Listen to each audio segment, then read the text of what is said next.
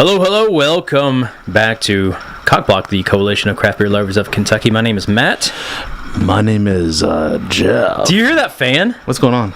Is that the fan? Oh my god, that's so loud. Wow.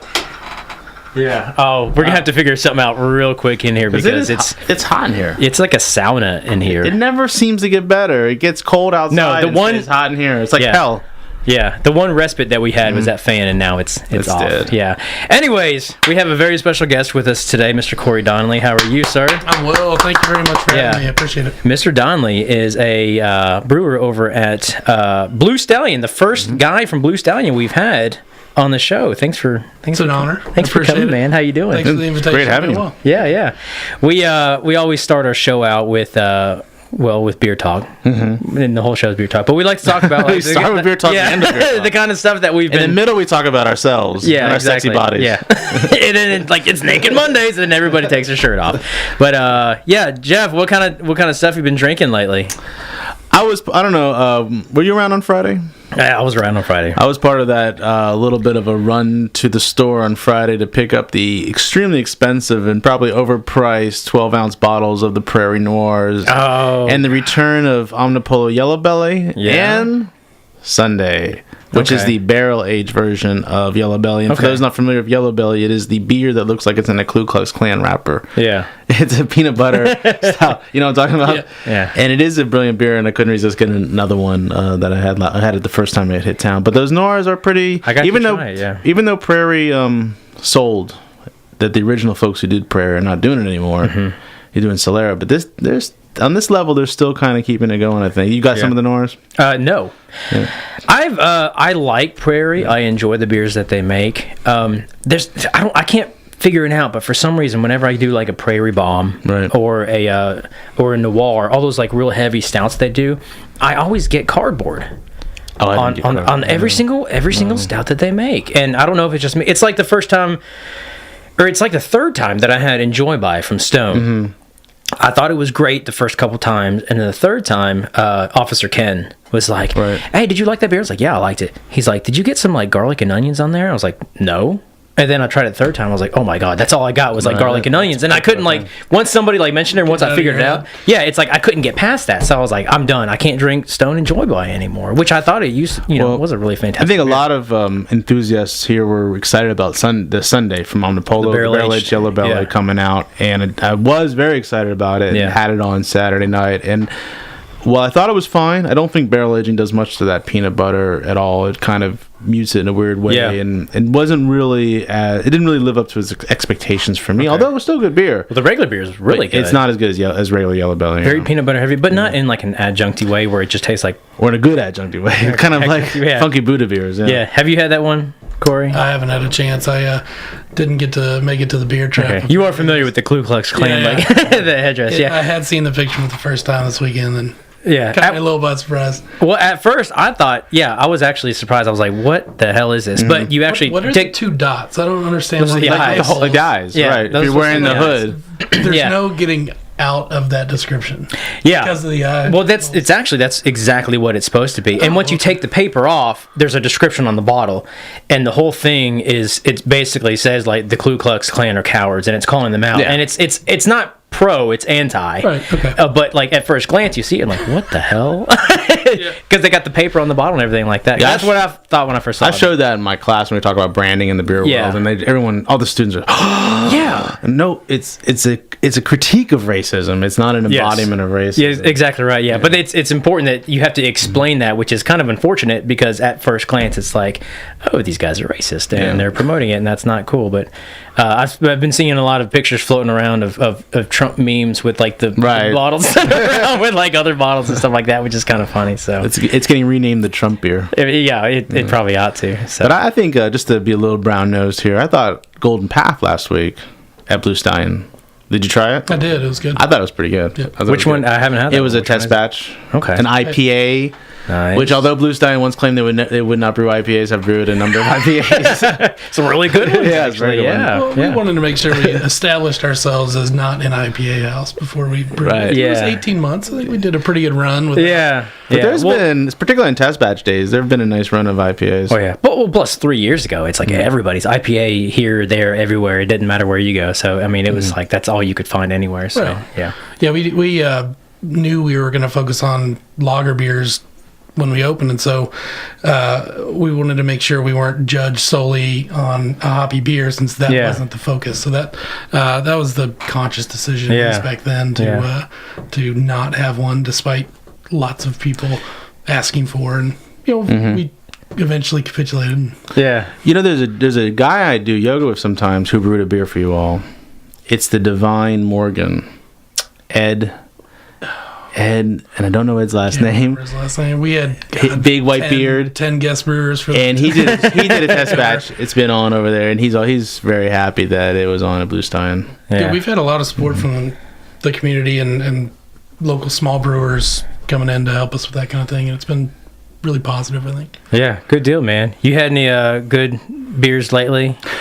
I feel so plebeian compared to these. Well, you're like trapped up inside this warehouse, like making stuff all the time. Right. So no, I just had some really good beers at Mirror Twin this morning for lunch. It was delicious. Yeah, their Most Def and their Red Ale were fantastic. And whenever I can get to with Six and Country Boy, they're usually pretty helpful in letting me try some of their new things, and something that may be a day or two off from mass distribution. Let me try. So I've been pleased with a lot of the local beers lately. Yeah, good deal, man. The scene is just getting better all the time.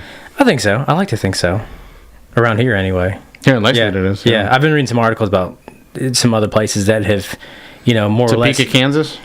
Colorado. There's been a lot of people a lot of talk about Colorado, about them kind of like falling back, but it's more like it's like litigation and stuff like that. Yeah, there's so many, and like Budweiser coming in and buying all these breweries and getting on these like craft beer boards and stuff like that. So that debate was about Breckenridge. Yeah, they resigned when they had their guild in Colorado. A bunch of people resigned from the guild because Breckenridge was going to be on the guild, and then they had to split off and start their own. They decided, I think, in the end not to, but they let Breckenridge have kind of an honorary seat or something in return. But I read where I guess they split off and they had to start something separate just because. I think in the end they didn't. I think they stayed. Really? Yeah, I think they made a compromise with Breckenridge. Even though Anheuser-Busch is on the board as Breckenridge. Yeah, as Breckenridge. But Breckenridge can't vote or something now. It's like, you can be here, but we still don't like you. It's like what they're saying. Yeah. That's cool. So anyways, man, tell us about Blue Stallion. It's been around for 3 years now. Is that right? That's right. Yeah, we opened in the summer of 2013. I remember that opening night. It was crazy. Hopefully made a few improvements. You keep talking. I'm going to try to figure this fan situation out. That first night was one of the most insane opening nights I've seen in Lexington. Yeah, I think 400 or 500 people. We were not quite expecting that. Even the guys from Country Boy came behind the bar and helped us wash glasses. It was a fun night. We had a really good time. But yeah, opened 3 years ago. Things have changed somewhat. I think Lexington has got a lot more depth of beer styles now. We were the third kind of brew pub style to open, not counting Kentucky Ale that had been open for a dozen years or so. We opened, and since then, some of the other new breweries, Ethereal, Mirror Twin, and soon to come Rock House and Life, and all of them have added what I think of as a nice rounded set of beer styles. We were in the planning stages before West Six and Country Boy open, but we were still, clearly well behind their opening. But we had a good idea after talking to them what they had in mind for the style of beer that they were looking for, and so we thought it would be a good rounding of the total beer scene, for us to focus on lagers and European styles. Since we would have, some hoppy styles and some traditional American stuff coming out of the other breweries. And so, I think that has continued with Ethereal and Mirror Twin and everybody else adding. It's not just a reiteration of 6 beer styles. Sure, yeah. You got your IPA, your amber, your wheat. Right, the brown ale. That always kind of been, it's almost like monotonous. You go to some towns with 20 brew pubs and you may not really get that much style differentiation among most of them. Yeah. I think Lexington has the benefit of the opposite of that. And there could be some diversity with I think there was some initial enthusiast pushback, like, oh, lagers, well, that can't be, as if there aren't breweries around the country that do in fact specialize more or less. Whether it's Metropolitan in Chicago, or Duck Rabbit in North Carolina, or Hogshead in Denver, or Lakefront. I mean, it's not like you can't. Of course, you can. You can have a large portfolio of lagers. But 3 years in, I can see why you would focus on ales. You can get a really fantastic ale done in 2.5, 3 weeks, and none of our lagers take less than 6 weeks. So it's, you need a whole lot more tank space, and we don't have a giant building, and so it does hit production a little bit to do it like that. But I still think it's worth doing. You have a completely different way it would hit your palate, crisp and clean without the floral notes of the yeast is a different experience. And it's hard to get a fresh European style lager in Lexington other than that, and so we thought it would work fairly well, and hopefully we've done an okay job. Or a good Doppelbock, or a good Marzen, or all kinds of lagers. Well, you guys have been around for a few years now, and it's obviously doing something well. I still think the Hefe that you guys do is one of the best that you can get. I almost went to Liquor Barn. I almost bought a whole keg of it, but I was like, that might be a little too much. But it's a great sessional beer, but it's super full flavored and not too heavy. I can drink it at 9 a.m. and you were doing that this morning, weren't you? Well, it's got some breakfast qualities. Yeah, exactly right. I'm actually pretty happy that beer took off popularity wise. Being an ale, it helps us keep our production schedule in check. If every beer we did was a step mash 6-week beer, which everything else is, it would slow things down drastically. So the Hefeweizen popularities help quite a bit to keep things rolling. Yeah, the Doppelbock, I've liked a lot of the stuff. And the barrel aged Doppelbock. Yeah, the barrel aged. You all had the those bottle aged the Boss series, right? Which I saw you and I got the posters and we talked about it. I was so hyped about it. I'm a big '80s nerd, and so the video games I was always like, oh sweet, like I'm gonna try to gain in and like all the different ones. So that was really exciting. You all got some maybe some bottles lined up in the future, or we do. We still have one barrel from that series we hadn't bottled yet. It's the smoked lager we put in barrels last February, and we'll probably bottle that for some special event this winter. Cool. And we've got some wee heavy in barrels that should be good. We've done that before, and it turns out fairly well. Nice. Vanilla complements that caramel. Good deal. Really well. Good deal, man. That's exciting. Yeah.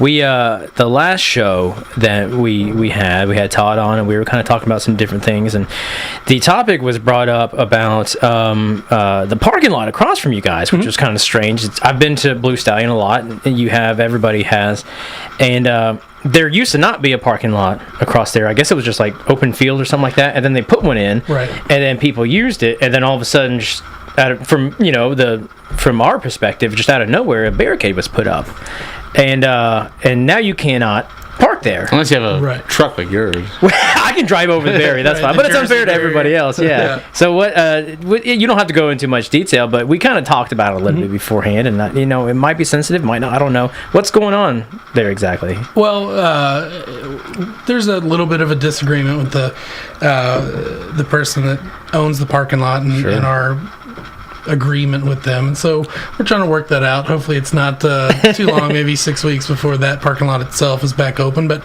here in about a week we'll be opening up a parking lot down Henry Street, which is about 100 yards from the brewery, for additional parking. There'll be 24 spots there, and then we've always had the parking caddy corner across the railroad tracks, of course, although the signage wasn't very obvious. So we're trying to put some more signage there. We commissioned I think his name's Mike Hernandez, the Dronex guy that does he does a lot of public art around town. The Paint Town Signs or something like that he works for. Anyway, he's making us a nice parking sign for that. Cool. For that parking lot. And so there will be plenty of parking. Give us about a week.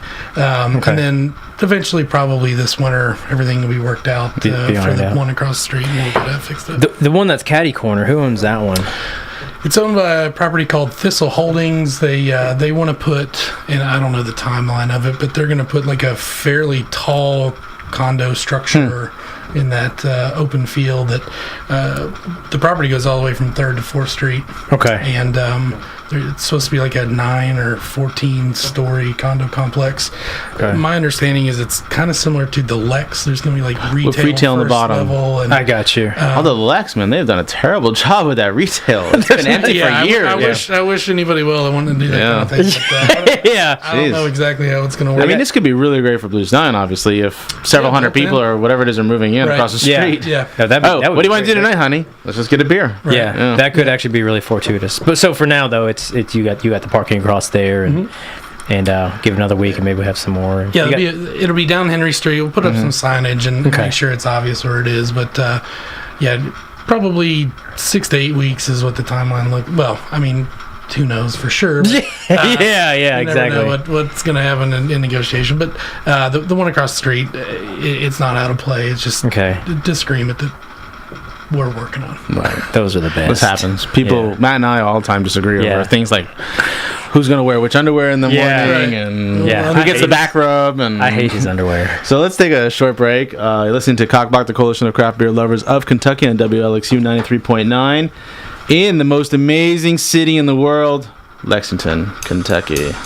Hello, welcome back to COCBLOK, the Coalition of Craft Beer Lovers of Kentucky. You're sitting here with Matt and Jeff and Corey from Blue Stallion. How you doing, sir? Hey, and we have been discussing Blue Stallion, parking situation, some other stuff about the origins of the brewery. We haven't really talked about you at all. How did you get started into craft beer?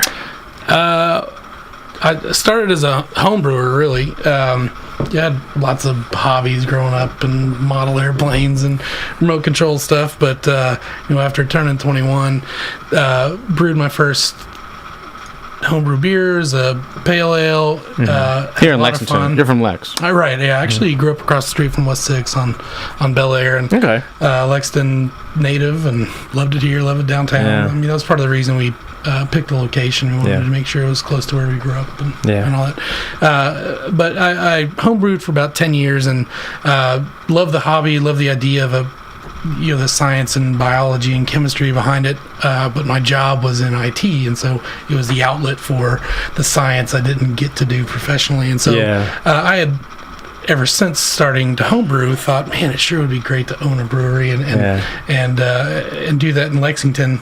But I didn't have the money or all the expertise necessary, and so it took a decade before I felt confident that it was something I could do. And over the years had met some other people that had similar dreams, and between the savings I had and what they had and the expertise that they had that I didn't, we decided to go for it. And so my brothers and Jim Clemens and Nico Schultz and I all gave it a go in 2012 and opened the doors in 2013. How many owners do you guys have? There's 5. My two brothers, Nico and Jim. Okay, 5 of you. That's cool. That dynamic works pretty well. We see a lot of breweries around here, like West 6 and stuff, that has like 4 or 5 people around here. It seems to be pretty successful. That dynamic worked pretty well.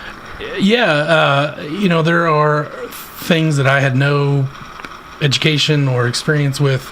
Jim's a chemical engineer by trade and had put together chemical plants in Houston for 15 or 20 years and had a background on how to run these large manufacturing facilities, basically. And so he also was, I guess, maybe 18 or 20 years of homebrew experience. And before I met him. And so Nico had been trained professionally on large brewing equipment in Germany and had worked for a dairy, in the lab of a dairy for a couple years before doing this. And so those were all things that I had no frame of reference for. I have a master's in business administration and a marketing degree and an IT professional background. And so my day-to-day includes both brewing and doing the taxes and the paperwork and the fun licensing. Stuff.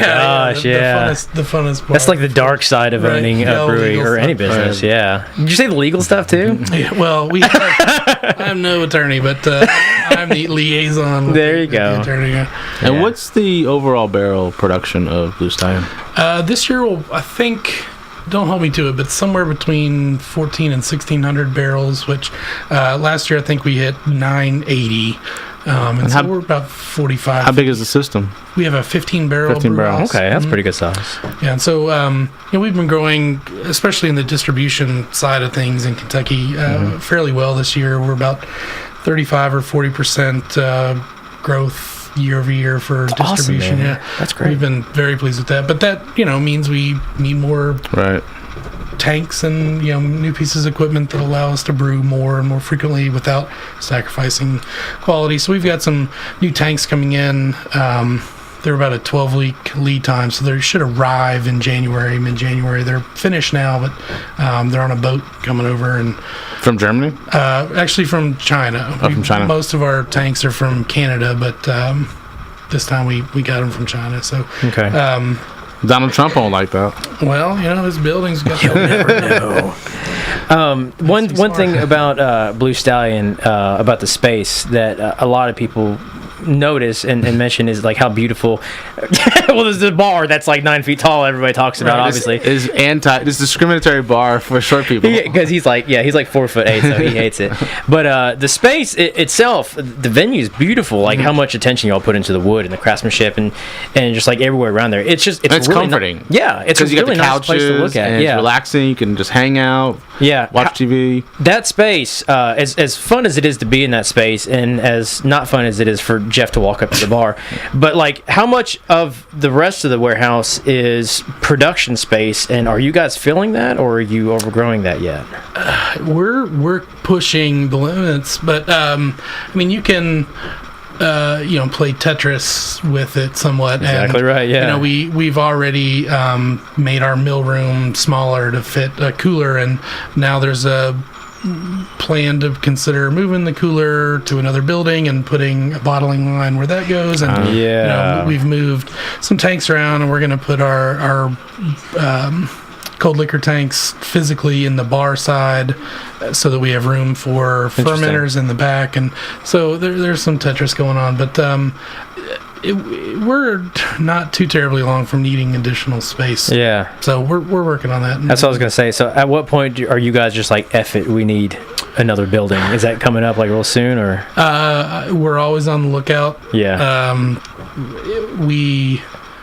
The next facilities we're going to own for sure. Yeah, of course. Makes more sense. Yeah. I don't see why you'd want to rent 20,000 square feet and then figure out, we need to move. And but if you do open a production facility, then you're thinking of packaging probably. Right. And we are not too far away from bottling now. You're gonna bottle, right? We'll probably start with 6 packs of Dunkel, and work on the Hefeweizen second, and then continue some of the barrel aged stuff. But the problem really was we like I was telling you earlier, production or our distribution grew more than we kind of expected, and so without additional tanks, we weren't going to have enough beer to bottle anyway. So we postponed the bottling for a little while. It's something I talk to with a lot of Kentucky brewers. It's an interesting phenomenon in Kentucky as it continues to grow. If you look at our neighbors, Indiana, Tennessee, North Carolina, we have probably the fewest number of breweries packaging their beers in relationship to how many breweries there exist. They just aren't, against the grain. Once they open that production facility, started packaging more. Right. But you just don't. And West 6 obviously from day one was packaging a line, which was kind of their MO from the. But you just don't see a lot of packaging from brewers. It's capital intensive. A lot of us didn't have a lot of money to open, and it's all. We're paying for it as we go, and we did take on some loans, and we don't want to take on any more. And it seems to us it would be better to wait to have the cash on hand. But an inexpensive production bottling facility or bottling line is $70,000 to $90,000, and a low end canning line is $130,000, and we're talking about a lot of money. And you have to do the numbers. Perspective, When do we get them back in sales? At 4 cents a can or whatever in actual margin. While I think it will help grow the brand generally to have bottles on shelves, we didn't want to tell our bar and restaurant customers, we can't provide you enough because we wanted to make sure we bottled. So we held off. It's probably April to June timeframe for bottling. That's pretty soon. Yeah, I mean we had hoped to do it last February and just didn't work time wise. So. Yeah. So you got. And this is all obviously just kind of like speculating at this point because nothing has actually been put in the can. But you talk about the Doppel, you talk about the Hefeweizen. In your opinion, what would you kind of want to see being pushed into a packaged product beyond that? Well, generally when I take beer home, it's either our Patch Kids, the sour. That's sour. That's actually great beer. That's a good idea.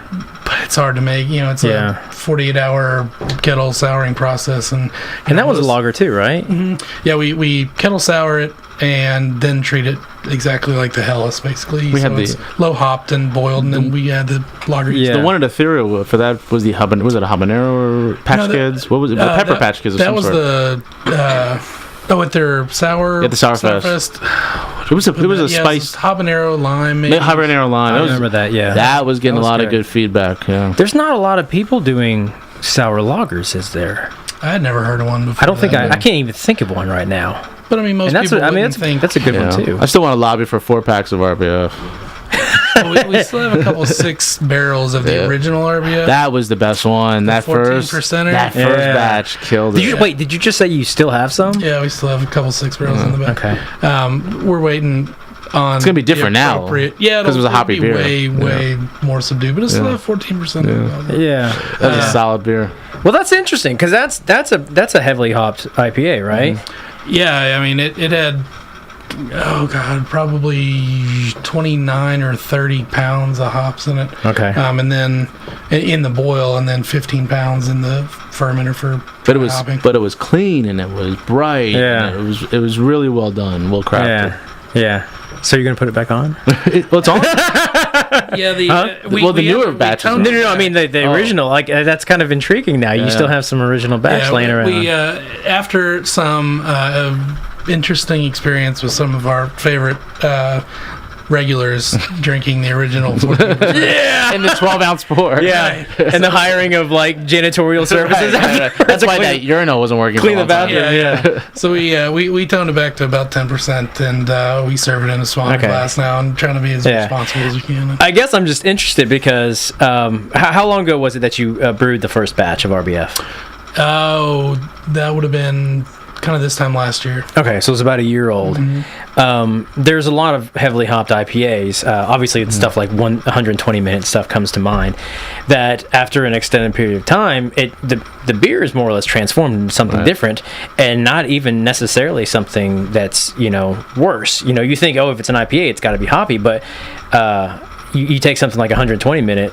Again, just for example, it's a completely different beer. But I remember I had one of those after about 3 years, and I was like, "Oh my God, it's actually amazing. I like it better than the original." I think it's a good comparison. It's not an IPA anymore. I think it's a good comparison to 120. Yeah, really big hoppy beer that can sit and change. But at that point, it becomes like an American barley wine, more or less. But it's great and it's good for a completely different set of reasons. But it's still might have some kind of favor. So the fact that you said that, now I'm just kind of like, that's kind of interesting. We'll definitely let you know when it'll be some kind of fun of it, and we'll let people know about the original. And, that'll be cool. But we're just bulk aging it in back. I think there's 3 or 4 6 barrels. Yeah, can I just buy a keg? Is that like a $350 keg? It was not cheap. It's you said a price. $1,500. Oh no! I made up the price though, so it's okay. Let's take a quick break. Okay. On COCBLOK, the Coalition of Craft Beer Lovers of Kentucky, 93.9 WLXU, Lexington, Kentucky.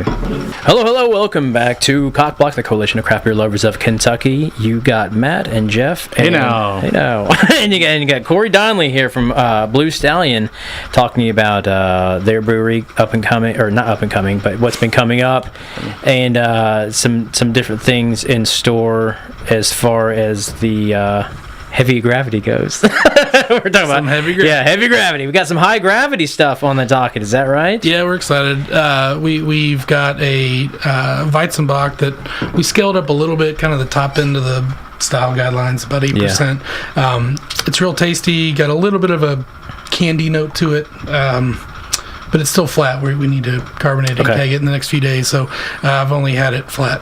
Yeah. But it's tasty. We're looking forward to that. Nice. And we have our COCBLOK, which we've done every winter since we've opened. It's rich and malty and tasty, and ends up being what I think of as one of the more popular beers, especially on the rating sites. So we're hoping it stacks up well. And so far, my tasting notes think it's pretty decent.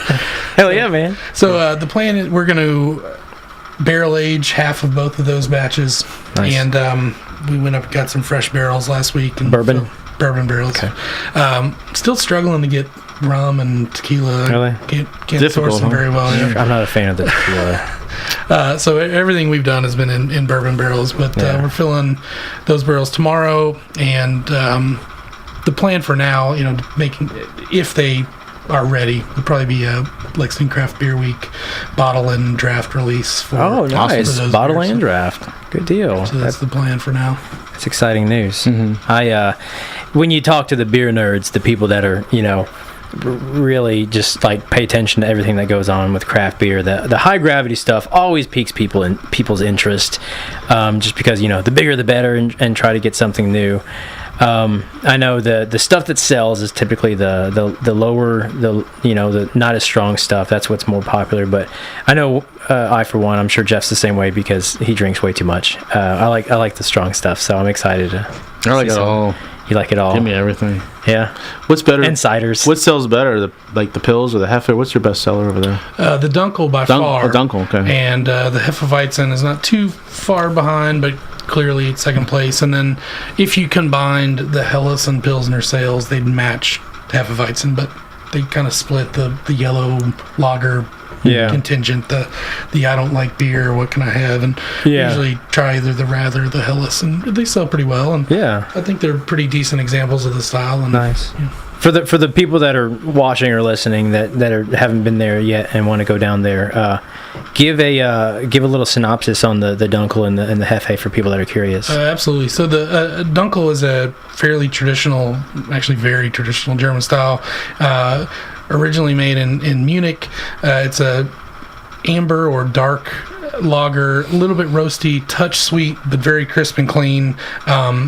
Most people that kind of new to craft beers that might think they don't like what they might call dark beers, usually find the Dunkel a good first step into dark beers, and because it's not overly aggressive. It's only 5%. The IBUs are in the 20s. Very approachable, and so that we wanted to make sure we had quite a few approachable beers, and the German lager styles provide quite a bit of opportunity for that. So the Hefeweizen, also a very traditional German style. It's a wheat beer.